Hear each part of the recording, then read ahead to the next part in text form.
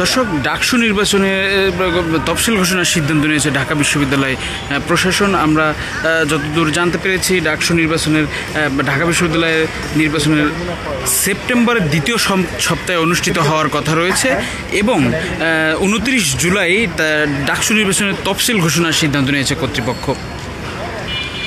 দর্শক, আজ ছাত্র সংগঠনগুলোর সংশ্লিষ্ট পক্ষের সঙ্গে আলোচনার পর এই সিদ্ধান্ত জানিয়েছেন রিটার্নিং কর্মকর্তা অধ্যাপক মোহাম্মদ জসিমউদ্দিন।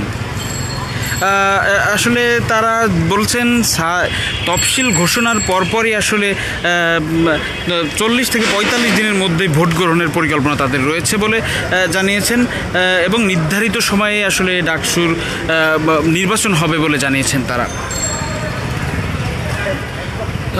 এদিকে ডাকসু নির্বাচনের ভোট গ্রহণের জন্য আসলে 6টি কেন্দ্রে নির্ধারিত হয়েছে আমরা জানতে পেরেছি।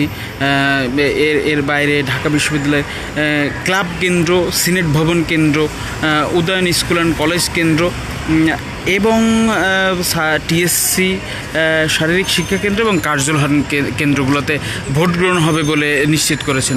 এদিকে আমরা কিছুক্ষণ আগে ছাত্র সংগঠনগুলোর নেতাদের সঙ্গে কথা বলছিলাম।